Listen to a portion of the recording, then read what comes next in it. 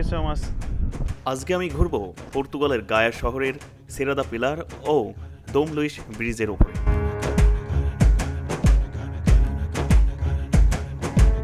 এখন বর্তমানে যে জায়গাটাতে দাঁড়িয়ে আছে এই জায়গা থেকে আসলে একটা ইনক্রেডিবল ভিউ দেখতে পাচ্ছি, কিন্তু বিশ্বাস করেন এই জায়গাতে উঠতে গিয়ে গাছ যত এনার্জি ছিল সব এনার্জি শেষ। রমজান মাসে রোজা আছে বুঝতে পারছেন, আর রাস্তার অবস্থা দেখেন যে কি পরিমাণ ঢালু। এখনো আমাকে উঠতে হবে ওই যে, তো শেষমেশ হাঁপিয়ে গেছি। আমি এখন যেই জায়গাটাতে দাঁড়িয়ে রয়েছি এই জায়গার কথাই বলছিলাম, এটা হচ্ছে সেরা দা পিলার। এটা পর্তুগালের পর্তো শহরের সব থেকে দারুণ একটা জায়গা। এখান থেকে মূলত একটা যে ভিউটা দেখা যায় এই ভিউয়ের জন্য সব থেকে বিখ্যাত একটা জায়গা। Thank you so much.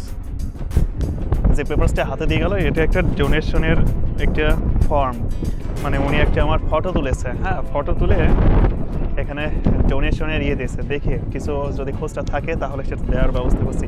এটা পরে দেখছি। তো আমি যে কথাটা বলছিলাম মূলত আমার এখান থেকে মূলত একটা দারুণ একটা ভিউ দেখা যায়, যার কারণে কিন্তু মূলত এই জায়গাটা এই সেরা দা পিলারটা সব থেকে বেস্ট একটা জায়গা।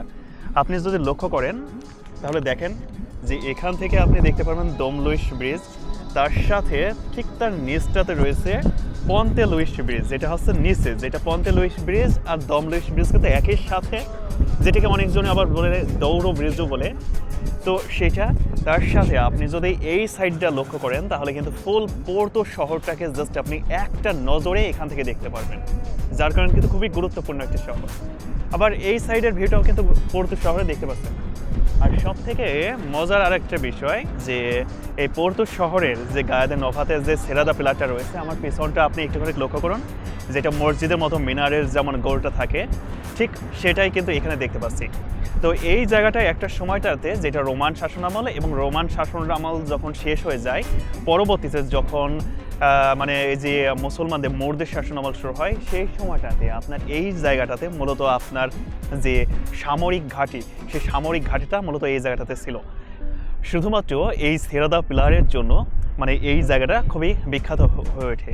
আর এখান থেকে যে সূর্য অস্তে বা সূর্য ডোবার যে একটা ফিল পাওয়া যায়, মানে সেটা কিন্তু অসম্ভব রকমের সুন্দর। মনে করেন যদি বিখ্যাত এলাকায় এই জায়গা থেকে দাঁড়িয়ে আপনার প্রিয়কে নিয়ে যদি একসাথে সূর্য ডোবাটা দেখেন তাহলে কিন্তু আপনার কাছে জীবনের বেস্ট একটা মেমোরি ক্রিয়েট হবে বলে আমি মনে করি।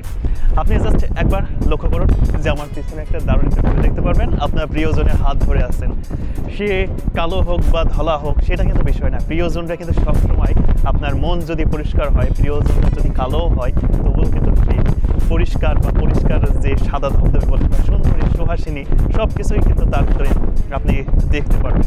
আর যদি আপনার সময় থাকে তার সাথে এই যে যেমন অনেক কাপলরা এসে দেখেন যে এখানে কিন্তু তালা ঝুলিয়ে দিয়ে গেছে, তো আপনি চাইলে পারে আপনার প্রিয় মানুষটার সাথে এখানে একটা তালা কিন্তু ঠিক এইভাবে আটকে দিতে পারেন, যেটা অনেকজনই বিশ্বাস করে অবশ্য যে এইভাবে যদি তালা ঝুলিয়ে রাখা যায় তাহলে তাদের প্রেমটা দীর্ঘস্থায়ী হয় ততদিন যতদিন তালা থাকে।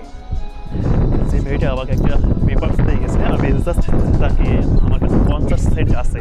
OLA esta para por quê? Para dar donação. Esta para por quê? Tá no vídeo, tá problema? Tá. Esta parada aqui. Prato do sítio. Oh, parada do sítio. Tá. E o parecer tá, pode ser donação, tá ali? Sim, se não quiseres também não tens de dar. Ok. É só se quiser. Tá, e o foda? Tá. দেখেন এখানে কিন্তু সে এটাকেও একটা business, সব কিছু business. তো আমি just এই জায়গাটা দেখা শেষ করলাম, এখন আমি জাস্ট একটু ব্যাক যাব। ওরে বাপরে, এখান থেকে দেখেন যে ওই যে অনেকজন আপনার বোটে করে যাচ্ছে, জাস্ট অসাম একটা ভিউ দেখতে পাওয়া যাচ্ছে। কিন্তু জাস্ট লক্ষ্য করুন ঠিক আমার পিছনে যে বিল্ডিংটা দেখছেন, আমি কিন্তু খানিকটা আগে ওই বিল্ডিংটা দেখছিলাম। এখন ওই বিল্ডিং বাদ দিয়ে আমি ঠিক হাঁটতেছি দোম লুইস ব্রিজের ওপরটা দিয়ে। আর ঠিক এটাই হচ্ছে দোম লুইস ব্রিজ, অনেকজনই এটাকে যে দৌড়ো নদী ব্রিজও বলে, দৌড়ো ব্রিজ। তো মূলত এটার নাম হচ্ছে লোম লুইস ব্রিজ।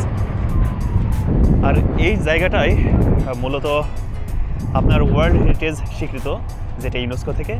এই জায়গাটা আর ঠিক আপনার ওই যে এই জায়গাটা যেটা আমার ক্যামেরার মধ্যে দিয়ে দেখতে পাচ্ছেন। তো আসলে প্রচণ্ড পরিমাণে এখন শীত লাগছে, যার কারণে মনে করেন যে কথা বলতে অনেকটা সমস্যা দেখা দিচ্ছে। যেমন একটা পরিস্থিতি হয়ে গেছে খানিকটা আগে, যখন আসলাম 2 ঘন্টা কি 3 ঘন্টা আগে, তো সেই সময়টা কিন্তু মানে বাতাস হচ্ছিল, বাট প্রচণ্ড পরিমাণে আপনার রোদ পড়ছিল, যার কারণে কিন্তু এরকম শীত বা কোনো কিছু অনুভব হচ্ছিল না। বাট রাইট নাও টোটালি কিন্তু আলাদা একটু। তো সেক্ষেত্রে মনে করেন যে একটু সমস্যা লাগছে।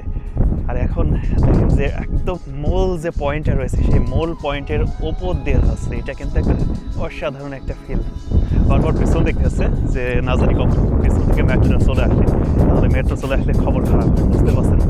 আর সব থেকে এখানে আসার পর যে জিনিসটা মানে আশ্চর্য হই যে দেখেন এখানে কিন্তু অহরহ লোকজন হাঁটাহাঁটি করছে, কিন্তু কোনো দেখেন যে প্রোটেকশন কিন্তু দেওয়া নাই। দেখেন এই যে এটা হচ্ছে লাইন, আর এই জাস্ট এতটুকু।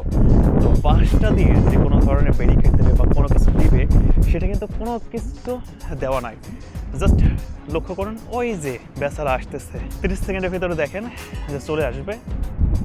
জাস্ট জিনিসটা দেখেন যে কোনো ধরনের কিন্তু কোনো প্রোটেকশন দেওয়া নাই, একদম পাশটা দিয়ে কিন্তু এবার কিন্তু পারটা হবে। দেখেন কোনো লোক যদি সুসাইড বা কোনো কিছু করতে চায়, তাহলে কিন্তু একদম আরামে পাশটা দিয়ে, মানে অসম্ভব কিন্তু একটা দারুণ একটা ভিউ। মানে পাশটা দিয়ে আপনার মেট্রো যাচ্ছে, তার সাথেই আপনি হাঁটতে পারছেন এইরকম জায়গাতেই, তার পাশটা দিয়েই আপনি চাইলে পরে একটুখানি সমুদ্র দেখতে পাচ্ছেন। আর এই সাইডটা দিয়েই দেখতে পারবেন যে খানিকটা পরে যদি সূর্য থাকে, তাহলে সূর্য ডুবে যাচ্ছে। মানে অসম্ভব রকমের একটা ফিল কিন্তু এই জায়গাটায় আপনি পাবেন। দিন পাওয়া যায়, তাহলে সেই দিনটা কতটা স্পেশাল দিন হতে পারে। তো প্রথমে যখন আসলাম ওই সময়টাতে আসলে স্পেশাল ছিল, বাট আসার পরে এই যে এখন যা তাই। আর এই জন্য আপনি কম্প্যারিজন করতে পারেন একটা জিনিস এসেছে যে মেয়েদের মন আর পর্তুগালের দিন আবহাওয়া সিমিলারলি। দেখা গেছে কখন যে এই দুটারই মানে পরিবর্তন আসে সেটা আসলে বোঝা যায় না, যে কোন মেয়ের যে কখন যে মন পরিবর্তন হয়ে যায় 10 সেকেন্ডের ভিতরে, সেটা আসলে বোঝা যায় না।